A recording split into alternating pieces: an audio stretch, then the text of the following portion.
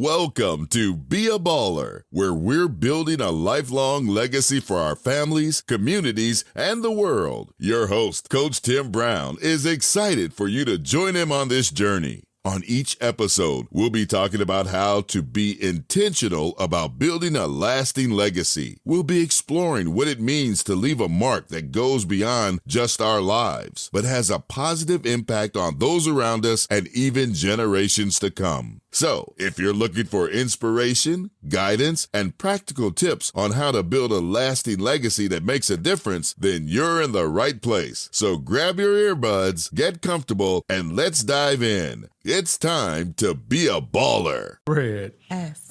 She's a former TED Talk. Blackness is a superpower. You know, an award-winning teacher, building groundbreaking courses like African American Voice and African Heritage Literature, the founding Diaspora, Truth from the Youth. Dr. Thomas is shaping how young people see themselves and the world. This conversation is about education, liberation, legacy as a responsibility, and teaching as an act of love and courage. Dr. Thomas, thanks for joining me on Be a Baller podcast. Thank you for having me. It is an honor and a privilege to be here with you. Yeah, I've been waiting on this for a while. You know, been tracking you down. I know you when I was getting write my first book, I met with you. Yes. And you kind of broke all that down to me. Now I'm 4 books in now. You know, so it's truly been a blessing. But I knew you as an athlete back in the day. You know, tell the audience don't realize you were a track star. You know, you didn't just run track. You ran track.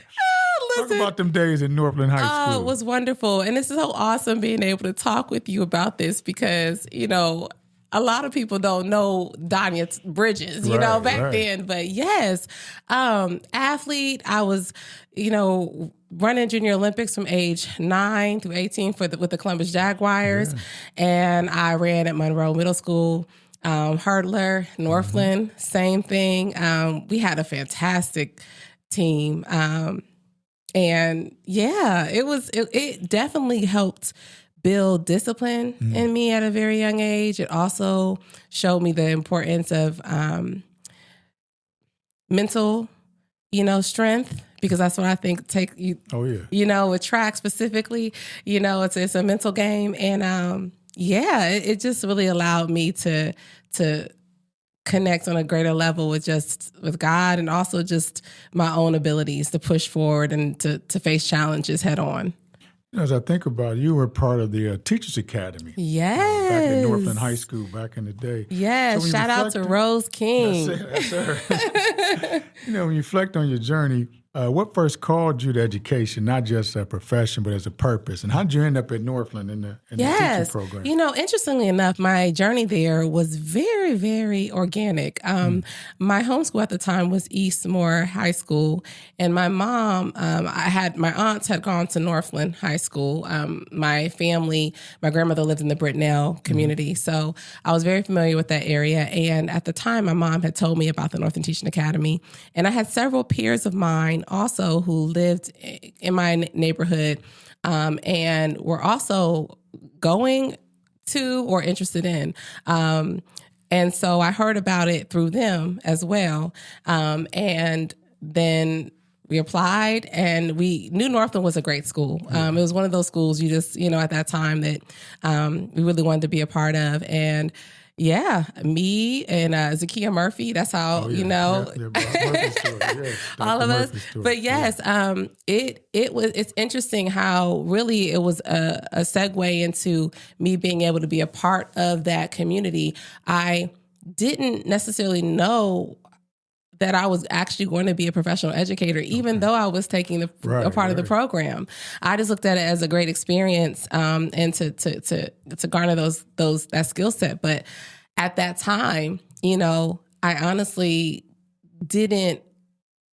My view as far as what I could be and what I could do was not as honed in to education as much as I obviously was a good student and I enjoyed the experience and I took what I did seriously. I just did not think I was going to actually be an educator, even though I was a part of the program. Well, what was that moment? What was that defining moment where the light bulb said, hey? You know, what's funny about that is it took me to go to college, to have some life experience. I was actually, had got my bachelor's as an English major, but I still at the time didn't necessarily think, I'm like, I don't, didn't plan on getting my master's, didn't plan on being an educator. I was loving writing. I was saw my goals as a writer, as a professional writer. And I remember my mother telling me at the time when I was still working in that field, but also working just to, I'm young, early 20s, you do what you got to do. And she told me that Columbus City needed substitute teachers.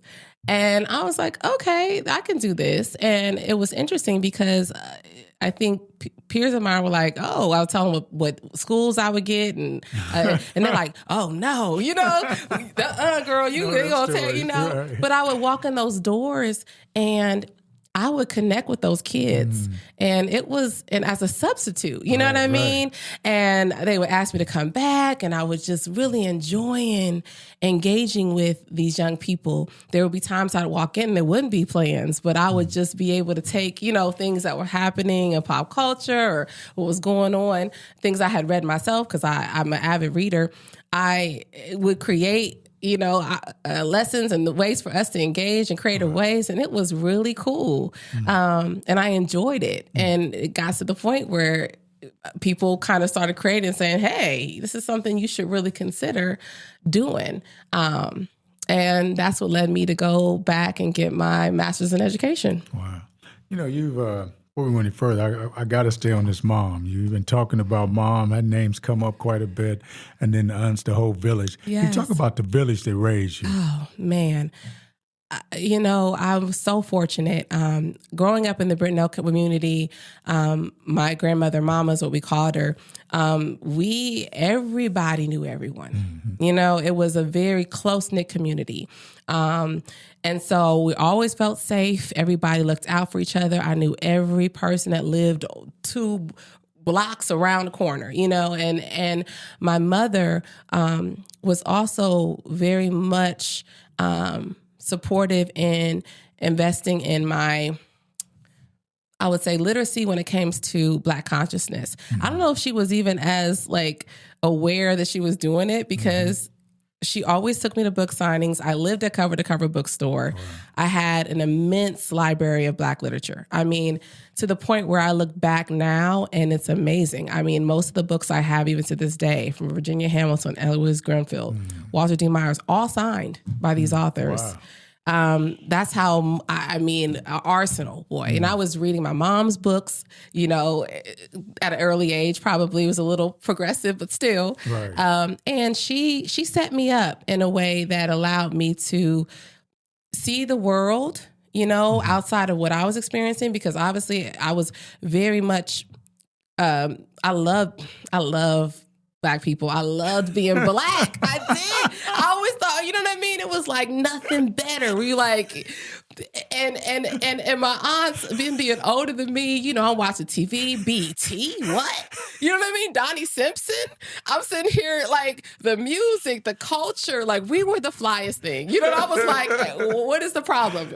In my mind, I used to think okay, yeah, we're getting all this slack because so many, they want to be us. Because it was just, I always felt great. You know what I mean? Being Black. It was just, so the community I was around. And then even on my dad's side, my grandparents, they, live in the area now, Brunswick Estates, but it was a completely Black community as well. And so it was just very insulated where I felt I don't know, I felt protected. I felt loved.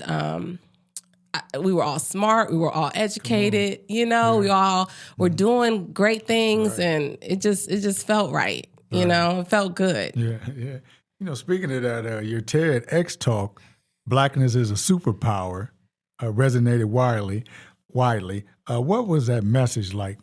Oh, man. When I got the opportunity and you're sitting there thinking about, okay, as an educator, what angle do I want to take? It was, it felt so amazing to be able to showcase the beauty, the pride, the history, the truth, you know, about how great Black people are. You know, it also was a great opportunity to expand people's minds beyond just the ideas that they've been exposed to about who Black people are. There's a lot of false narratives, a lot of construed ideas. I think that's by design, unfortunately. But it was just great to be able to show how young people, first of all, when they're exposed to certain truths, even if they're not Black themselves, if they're taught about the truth, it resonates with them, because the truth is we're all connected. Truth is that they're, you know what I mean? We're all the human family, and allowing them to see how things have been changed, shifted, even to allow them to see, to feel validated in their real feelings. You know what I mean? Because a lot of times they're like, I felt like I knew that, but I just never was able to talk about it, or nobody told me about it. Right. So to be able to showcase that power, how, you know, Black cultural learning influences so many young people, how when you learn truths, it can allow you to see the power that lies within you, and it can allow you to kind of move past anything that tries to stop you, which is really what education, in my opinion, should do. You know what I mean? It should allow you to, it should activate your superpowers. You know, it should activate your superpowers, which I believe we all have, because we wouldn't be here if we weren't here to do something great. You know, you describe Black studies as a gateway to critical consciousness and liberation for all. Why is Black studies essential, not optional, in K through 12 education? Oh, man. It's essential because we're at the root of it all. You know, we are at the root of it all. Even from a scientific, historical perspective, we know, it's been proven that we're the original man. We have spread throughout this globe. We have civilized the world. You know, when I say that, it's like, a lot of people it can, depending on what you know, it could trigger you because you're always taught, you know what I mean, that we were the ones that had to be civilized. But in reality, it's to understand just the impact, the real impact that we've continued to have, and even continue to have on those around us, even those that you know, you may call themselves civilizers. It's important because it allows all of us to see, in my opinion, the God in all of us. It allows us to understand where that unique gift comes from. I think everyone, you can't deny, just that thing that Black people have. Right. And it doesn't say everyone doesn't have it, because I think, like I said, every human being is valuable. We were not defined by our race. We're spiritual beings, in human form, for sure. But even that idea, that connection with the spirit, Black people are always shown as those that have gone through all these harsh times. I think that speaks to our connection. You know what I mean? That ability to push through, that ability to know there's something greater, that everything that we do has a purpose. We had that in the worst of times, I think that can be empowering and a tool for every single person, because it hopefully allows them to start thinking about their connection, right. And inspire them to stop focusing on difference, focusing on the things that divide us, and make us more concerned about becoming becoming the best that we can be, and therefore allowing us to thrive more as a community. You have been a pioneer in creating curriculum. You have the African-American voice, African-American literature. There are now English core classes. Yes. Edgar Hannah Lincoln. As you're going through that, I'm sure that there may have been some resistance. But what responsibility comes with pioneering curriculum like this? I think it's important to know who you are and know that you're in a constant state of becoming.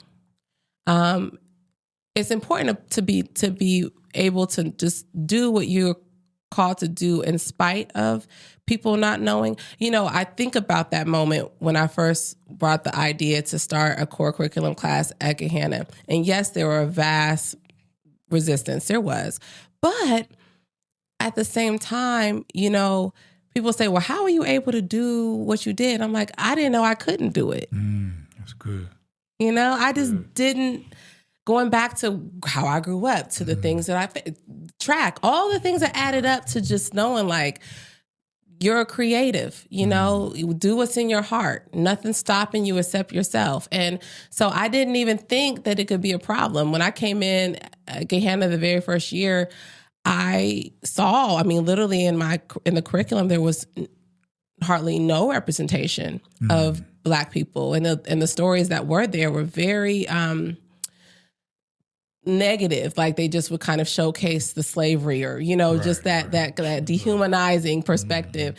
And I right away just started coming in and teaching, you know what I mean, other books and teaching other things. And I didn't even think that I couldn't, you know what I mean? And that just kind of led to me realizing like, wait a minute, you know, this is knowledge. These are all the core, the standards, all of that can be taught, you know what I mean, through Black literature. Like, and to be honest with you, when I think of a canon, you know, we have works that go beyond, that are older than that, you know, and can meet, if anything, exceed some of that. So yeah, I think it's important for people to know, like, yeah, there's no limits. A lot of the limits that we have is we've put on ourselves, or we've allowed society to convince us that we can't do it.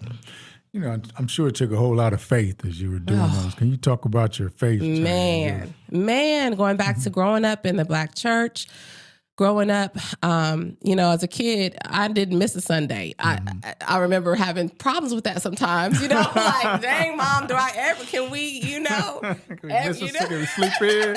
Sunday's a day of rest. Yes, you know, that part, really. But I look back and I'm so grateful because whether, you know, from Sunday school to scriptures to thinking about the first, scriptures that I memorized and that I still can recollect and help build me up to this day. Just understanding what the gospel means, understanding, reading it through a context of seeing yourself in it, you know, and also being in a space where you could feel the Spirit. Yes. You know what I mean? It's one thing to talk about it, but you could feel it. Yeah. And that has been, oh my gosh, it has been everything for me. Just having that connection, knowing, like feeling that and knowing that it's in me, you know?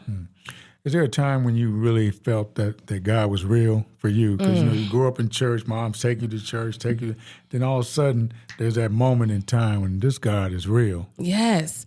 Oh my gosh. I think, and this is very interesting, but I want to tie it back to athletics because I ran cross country from age 11 to 14. Yes, I know. I was the only girl on my track team. Coach Johnny Jackson, shout out to him. And we were practicing over off Hilltop. Like we would have some, you know, the trails that he did. I look back, I'm like, I can't believe we were doing that as practice every day. But we did. But anywho, I never forget, I was at a regional meet in Michigan, Eastern Michigan. And I was the only Black girl out there running. It was cold. We are in this regional meet. There was a favorite. So we ran out. The race started. All I do is I remember that for some reason I got out fast. I don't know if I went out too fast, but I remember just like people was moving away from me. The leader of the pack, I mean, to the point where I didn't even get to see her anymore. And I remember I'm running and Coach Jackson, I hear him. I could hear him all over. It didn't matter. He always had a way. And I remember him telling me, he just said something like, Donja, you need to tap in. You need, do you, like, remember who you are. And all of a sudden, I literally started, like, in my mind, like chanting, like telling myself, this kind of, I don't, just something that was keeping me the rhythm and reminding me like, go, you can do this, and I don't know how it happened. I mean, I was so far behind, I can't even explain it. But next thing you know, not only did I catch the leader, but the last, I want to say 300 yards of the race, I mean, I came in sprinting. Wow. I mean, I won the entire regional race. And I can honestly, when I look back, I'm like, it feels very out of body because it was one of those situations where it wasn't supposed to happen. Like it couldn't have happened without God. Like I look back and I'm like, I knew that ain't like, I was covered. I don't know how to explain that. I knew I something was in me that was like, okay, yeah, God is real. There's nothing that I can't do as long as I believe and know whose I am. Yeah. The scripture, I can do all things through Christ who gives me strength. And he sure strengthened you. Yes. Yeah, because he knew you would give him the glory. That's right. You acknowledge him. It wasn't about Donja, it's about you, Lord. That's right. That's right. It becomes real to you. That's a great story. There's in your classroom, you talk about, we talk about these safe spaces, but you talk about brave spaces. What does that look like in practice with students? Why is that so important, especially in today's time? Yes, because it's so important for students to be able to understand what authenticity is, to be their authentic selves, to be able to share their thoughts, their concerns, to be able to speak their truths without worrying about being disregarded, without being silenced, especially seeing all the things that are happening, all the things that they are enduring, all the things that they're trying to unpack. And to me, it looks like being able to provide a lot of, first of all, different ways in which for young people to engage with learning, so where they can feel comfortable to be themselves, but also to understand that this life is sacred, right? So it's important for them to know that they are here by appointment and that they need to show up in that. And in order to show up in that, you got to engage and be present. And for me, I tell students being present is understanding that, okay, nothing is happening by coincidence. The things that you go through in life, that as much as it might not feel comfortable or you don't understand at the time, it's all preparing you for something. The fact that I'm your teacher is by divine assignment. Yes. And therefore, you're also teaching me. And in order for me to learn, you're going to have to step up to that appointment too. And that means engage, you know what I mean? Speak your mind, use your mind, critically think about things, and really try to create a space where students can feel comfortable being able to question and being able to be vulnerable enough to recognize though too that they got that yeah, it takes work. If in anything, you got to develop work ethic. You got to engage with things in order to see any progress. But that if you take the step forward, you're going to be met with reward. And so to be able to be brave means to be able to speak out and speak up, even when you're afraid, even when it might be, you've been told that, I can't speak this certain way because this is not acceptable, or I can't, showcase or show my pride in a way because I've been taught to shrink myself so much, to push back against those things, It's a good word. The young people need to hear that and need to be in a space where they can, and you created that for them, You're everybody's favorite teacher. Everybody has that teacher that they want to come and hang out, I hope so, because I remember yes. I mean, we all need that. Oh, yeah. No, that space. On that subject, you created Diaspora, Truth from the Youth as a Black kid. I've been to several of those. What was the vision behind that? Well, interestingly enough, that came out of the classroom, and I have to going back to that brave space. Students were so like excited about what they were learning and the things that they hadn't been taught, that they literally were like, okay, we need to create something that we can start to speak what we feel about this, to express how this is affecting us and changing us, and also create dialogue with the community. I mean, this was literally their idea. And at first I was just like, okay, really, I don't know where and how time. They went and got signatures. They did a whole, I mean, it was a big deal. And they recruited myself and several other educators in the building to help advise and support them in that mission. And so that's how it began. And then I was, like very similar to my curriculum. So the creative in me was there to assist. Like they even have ideas, but it was help to like cultivate that, so maybe get them to think about different ways, et cetera. And then that went on for 11 years, believe it or not. This year, what's really special about Diaspora Truth from the Youth, because is the fact that it's now becoming a citywide event for the first time, which is going back to the brave space, right? I try to tell my students I practice what I preach. Like it's not like this is brand new. This is something new. The city hasn't been exposed to diaspora as much as the community of Gahanna has. But I feel like it's so important for us to, especially young people, but all of us in community. And I say all of us, and that goes beyond obviously race and religion and sex, et cetera. But to start to fellowship more. I think young people need to start building more community, especially in this day and age. So many things are changing, and I think it's important for this generation to understand that they are going to need and are supposed to create opportunities for themselves. And you do that through collaboration. We have so many resources. Going back to knowing who you are and where we come from, we are the wealth. You know what I mean? And if you recognize that and start to align yourself with like-minded individuals, there's nothing that can stop you. The economy, once again, we have created the foundations of what an economy are beyond just America, you know what I mean, throughout history, through civilizations all over this world. So it's important, I think, for them to start to collaborate, start to recognize that they need to speak up, speak out, to be able to share, their talents, to show their gifts, to show what they're thinking, to emanate their greatness, because I mean, they're here for a reason during this time. I really believe that. This is a very powerful time, and so I just want to be able to create platforms for these young people to shine, to come out and do these things so that we can begin to create, a better situation for ourselves. Speaking of that, what have young people taught you through Diaspora about truth, creativity, and leadership? Oh, man.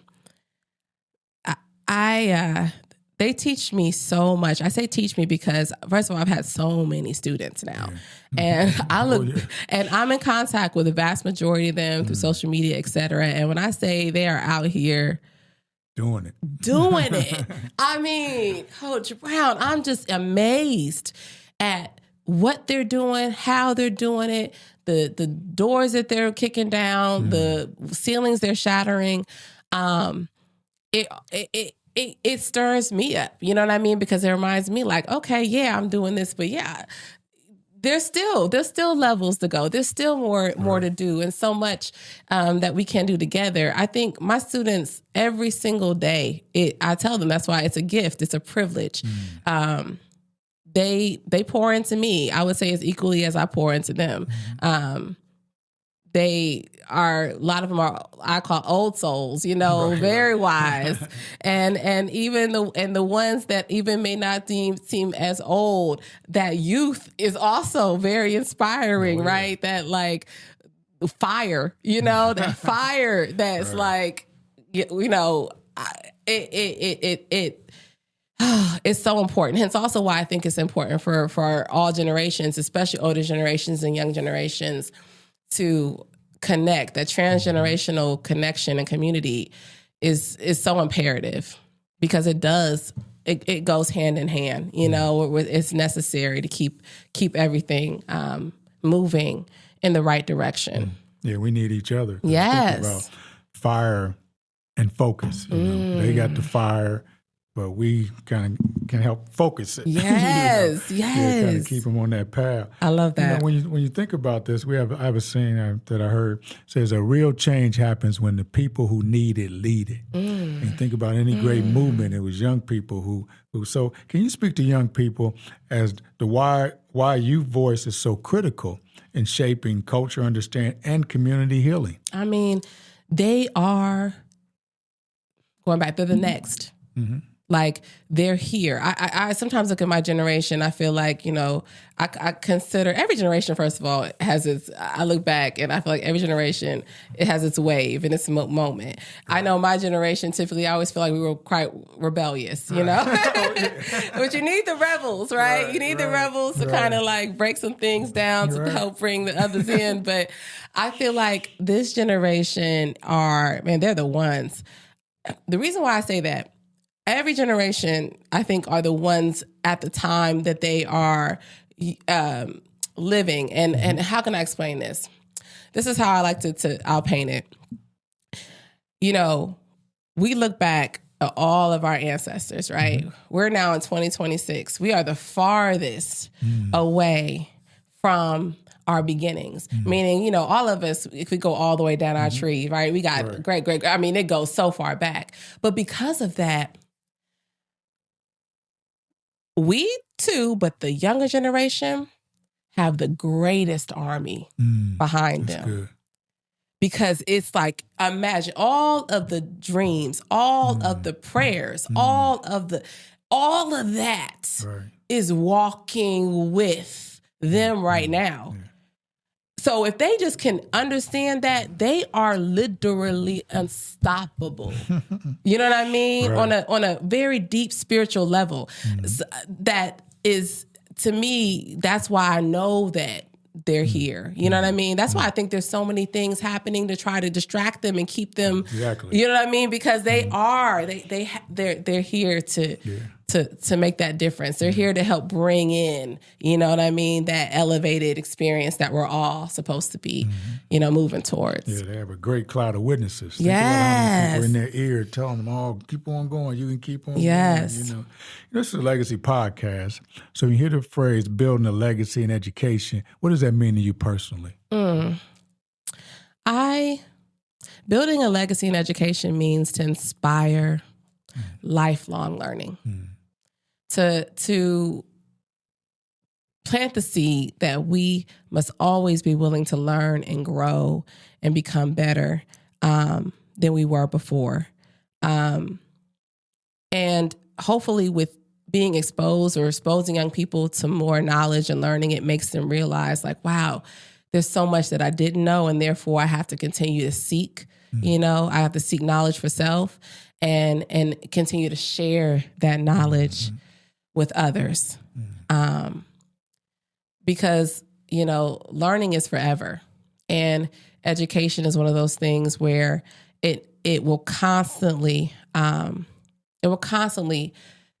feed our spirits. It will constantly, quench what we need and develop a greater fire within ourselves as long as we pay attention to it and we know the importance of it. So that's why I just always want to build lifelong learners. I want all my students to know it is important for them to never stop learning. You know, as we come around the corner, what do you hope your students carry with them 10 or 20 years from now because they experienced your teaching, because they were in that classroom? I want them, one, to know that they are loved, that I love them, that they're loved, that they're cared for, that they can't walk in this world and say nobody loves them and that nobody's here to support them and make in their walk. And, you know, I just want them to know that they're important, they're powerful, they come from greatness. You know, they come from greatness. And just that seed, I mean, there's nothing that is going to always continue to grow. I think if you really know that deep down in your heart. What's that feeling like? You know, you've been around a little bit. What's that feeling like when you see students that you have taught in high school and they see you say, Dr. Thomas, Thomas, what's that feeling like when they introduce you to their kids, to their wife, to their spouse? Yes. How does that make you? What's that feeling like? Oh, it feels so great. It feels wonderful. It's not even, I can't even describe it, because going back to that feeling, right? Mm-hmm. It's like, a hug from God. Mm-hmm. It is. It's kind of like, wow, it's just to be able to make an impact and to support young people in their journey. It's such a blessing. It really is. It really is when you really peel the onion and look back on it. And you probably had some of those challenging ones in the classroom. Listen. And they'll come back too. You know it. And they gonna come back. And that's also, as like it's wonderful, because it never fails. When you plant that seed, it's going to hit them somewhere down the line. That's what she meant. That's what you meant by that. We're just planting those seeds. Yeah. The Bible says it's one man plants, another one waters, but God gets the increase. And that's what you're doing. For some, you're planting seeds. Others, coming with that good, solid home foundation. Yeah. You're just pouring some water on it, But at the end of the day, God gets the increase. Yes. He gets the glory. So, Dr. Thomas, I want to thank you for reminding us that education isn't just about standards and outcomes. It's about identity, dignity, and possibility. Your work shows us that legacy is built when young people are seen, affirmed, challenged, and loved into the fullness of self. To our listeners, if this episode stretched you, challenged you, or inspired you, don't keep it to yourself. Share it with an educator, a parent, a student, or a leader who's believed learning can change lives. Be sure to subscribe to Be a Baller podcast, leave a review, and keep building your legacy right where you are. Until next time, stay faithful, stay courageous, and continue to be a baller. So thank you, Dr. Bridges. I got the wrong name. Dr. Thomas. Listen, it's a part of who I am. I appreciate you being a part of the show today. Thank you for having me. Thank you. All right, Judah. That was wonderful. Did you enjoy that? Yes, I did. It was like, it really was a conversation. Yeah, that's what I wanted to do. Just a conversation with the freedom to just share, right? People can learn your story. Yeah. See you as a doctor, but when you hear the backstory, that story about the track, that was a great one. That's the first thing I can think, because If you've enjoyed this episode, please share it with family and friends. The Be a Baller podcast is available on all major podcast platforms. This podcast was created by Coach Tim Brown and recorded and edited by the video production class of Worthington Christian High School. Be sure to come back next week as we continue to discuss on how to build a lifelong legacy. Until then, don't forget to be a baller.